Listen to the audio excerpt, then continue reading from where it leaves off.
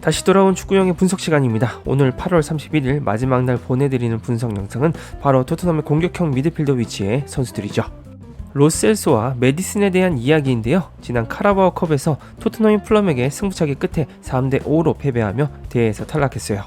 이 경기에서 이야기할 거리가 엄청나게 많습니다. 하지만 다 풀기에는 제 몸이 하나라서 이번 영상에서는 손흥민만큼이나 포스테코글루 전술에서 중요한 메디슨에 대한 이야기를 하면서 로셀소도 덧붙여 분석해 보겠습니다. 정확한 데이터 통계를 통해서 이야기해 볼 테니 영상이 괜찮으셨다면 구독과 좋아요, 알림 설정 꼭 부탁드립니다. 이번 카라바오컵에서 토트넘이 탈락한 가장 큰 이유는 일단 NG축구 본연의 빌드업이 안 되었다는 부분입니다. 토트넘 최근 리그에서 맨체스터 유나이티드와 본머스를 잡아내면서 2연승을 이끌었는데요. 이 두 경기에서 여러분들은 토트넘의 축구가 어떤 축구인지 잘 파악하셨을 겁니다. 토트넘 선수들은 기본적으로 한 선수가 볼을 잡으면 그 선수 쪽으로 모두 이동해줍니다. 패스의 선택지를 늘려주기 위한 것이죠. 또한 짧은 패스업 빌드업이 강한 압박에 통해 끊길 수 있는 위협에 대한 선택지도 있습니다. 양쪽 윙어나 윙백이 넓게 벌려주면서 긴 전환 패스를 받기 위한 움직임을 가져갑니다. 이런 패턴은 몇 년 전에서 손흥민이 저 측면에 넓은 공간을 얻게 되는 패턴을 통해 분석해 드렸습니다. 그러나 이번 카라바오컵에서는 이런 부분에서 꽤나 애를 먹었습니다. 일단 첫 번째 문제로는 직전 영상에서 소개해드린 히샬리송의 말도 안 되는 패스 성공률입니다. 히샬리송은 풀럼을 상대로 29%의 패스 성공률을 기록했습니다. 자꾸 히샬리송 짚어드려서 지겨우실 분들도 계실 거예요. 하지만 히샬리송이 겪는 포스테코글루의 전술의 부진을 기억하셔야 시즌 중후반에 그의 플레이가 달라진 점을 쉽게 파악하실 수 있을 겁니다. 그러면 경기를 보는 재미도 더욱 상승하시지 않겠어요? 반대로 이야기하면 히샬리송에게 풀럼이 12번의 볼 탈취를 성공했다는 이야기가 됩니다. 소유권을 12번 넘겨줬으니 풀럼에게 토트넘이 경기를 지배당한 것도 이해가 가실 겁니다. 후반에 페리시치의 정확한 크로스 덕에 히샬리송이 헤딩골로 만회는 했습니다만 포스테코글루 감독이 경기 후 히샬리송의 첫 골은 축하하지만 상대에게 공을 쉽게 넘겨준 부분에 대해서 우회적으로 지적했습니다. 히샬리송이 자신의 첫 골이 터진 부분에 기뻤겠지만 웃을 수 없는 이유기도 합니다. 두 번째 문제에서 로셀소에 대한 이야기를 해야만 합니다. 영국 현지에서 맨유전 경기 종료 후 목발을 짚고 나간 메디슨의 모습에 부상을 우려했습니다. 때문에 본머스전에서도 출전이 불가능한 것 아니냐는 예측도 많았죠. 이에 팬들은 메디슨의 대체자로 모두 로셀소의 이름을 언급했습니다. 로셀소가 있기에 메디슨의 공백은 쉽게 지워질 것이라는 팬들의 의견도 많았습니다. 하지만 포스테코글루 감독은 메디슨이 정상적으로 훈련에 참여하고 있다고 말했고 메디슨은 본머스전에 선발 출전했죠. 그리고 메디슨은 본머스전에서 최고 평점을 휩쓸며 대활약했습니다. 이번 카라바오컵에서는 히샬리송과 반더벤을 제외한 9명의 주전이 빠졌습니다. 이에 메디슨의 자리에 드디어 로셀소가 테스트를 받게 되었는데요. 아마 팬들의 기대감도 컸던 것으로 기억합니다. 그러나 로셀소가 들어와서 했던 플레이들을 살펴보면 메디슨과는 큰 차이가 있었습니다. 오히려 로셀소의 플레이가 토트넘의 빌드업을 원활하게 이루지를 못하게 했죠. 이는 메디슨의 플레이와 로셀소의 플레이가 큰 차이점을 나타냈기 때문입니다. 기본적으로 이제는 포스테코글루의 축구가 인버티드 윙백을 쓴다는 점은 다들 아실 겁니다. 따라서 중앙 쪽에 상대팀 선수들이 몰려있다면 전개에 다소 어려움을 나타냅니다. 리그에서 맨유와 본머스도 이 허점을 노렸고 중앙에서 전방 압박을 했는데요. 이럴 때 가장 중요한 것은 미드필더의 후방 빌드업 가담입니다. 로셀소는 이번 풀럼과의 경기에서 밑으로 내려와서 빌드업을 도와주는 움직임을 거의 가져가지는 않았습니다. 오히려 더 위로 올라갔고 전방에 머물러 있었습니다. 때문에 후방의 패스 빌드업에서 애를 먹었습니다. 로셀소는 페리시치 쪽인 좌측면까지 움직이면서 서로 수합하는 포지션 플레이를 가져가는 패턴을 보였습니다.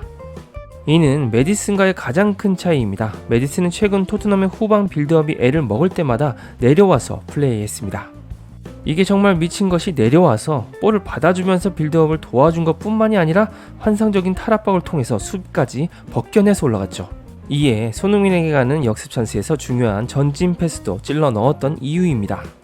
메디슨은 전방과 후방을 넘나드는 빌드업의 설계자 같은 역할을 합니다. 반면에 로셀소는 후방에 오지 않고 필요없는 측면 윙어와 포지션에 관여했습니다. 포스테코글루 전술에서 후방 빌드업이 가장 중요한 것을 감안하면 로셀소의 플레이는 풀럼전에서 도움이 되지 못했습니다. 이를 증명하는 통계 데이터를 하나 보여드릴 텐데요. 로셀소의 히트맵을 보시면 말씀드린 대로 페리시치가 있는 좌측면과 공격 진영 쪽에 진하게 움직임이 찍혀 있습니다. 반면에 후방으로 자주 내려온 히트맵은 찍혀 있지가 않죠. 이번에는 본머스전 메디슨의 히트맵입니다. 메디슨은 전방은 물론이고 후방에도 진하게 히트맵이 찍혀 있습니다.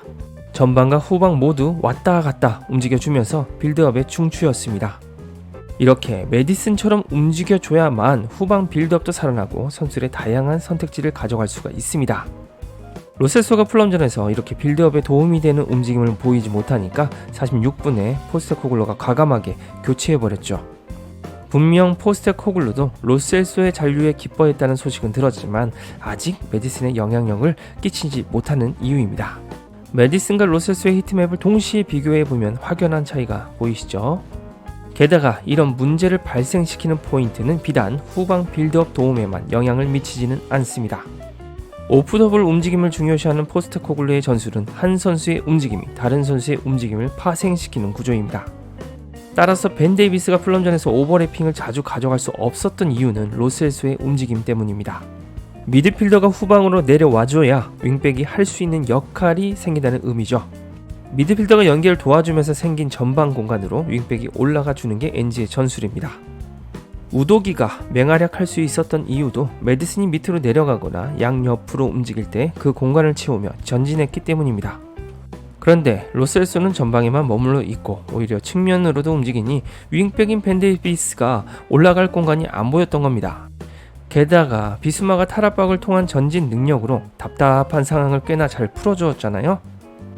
플럼전은 이런 능력이 부족한 호이비에르와 스킵이 있다 보니 로셀소의 부족한 움직임을 보완해줄 수도 없었습니다. 이런 부분은 개인적으로 솔직히 매우 아쉽습니다. 제가 생각했을 때 로셀소가 진심으로 포스테코글루 전술을 소화하려는 의지가 있는지 의심이 되기 때문입니다.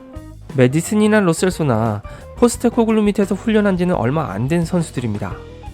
충분히 로셀소도 메디슨만큼 그 포지션에서 해야 할 역할을 이해할 시간이 있었다고 봅니다. 메디슨의 존재로 자신의 출전 시간에 불만족한 부분도 있었던 건지는 몰라도 지난 본모스전 교체 출전 모습과 플럼전 모습에서도 의욕이 보이진 않았습니다. 이건 전적으로 제 개인적인 판단이니 양해 부탁드립니다. 하지만 로셀소도 이런 전술에 녹아드는 움직임은 훈련과 분석을 통해서 맞춰 나갈 수는 있다고 생각합니다. 그런데도 메디슨이 앞으로 토트넘의 경기에서 로셀소보다는 중요한 이유는 많습니다. 양 윙어들이 넓게 벌리는 움직임을 이용한 정확한 전환 패스, 그리고 로셀소보다 뛰어난 드리블 탈압박 능력과 경기를 읽는 시야입니다. 사실 로셀소가 NG 전술에 대한 파악이 아직 부족했더라도 경기를 읽는 시야가 있었다면 분명히 후방 빌드업을 도우려 내려오는 판단을 했을 겁니다. 그걸 못했다는 것은 축구 지능과도 관계가 있습니다. 또한 세트피스에서 보여주는 정확한 킥 능력도 메디슨의 가치를 높여줍니다.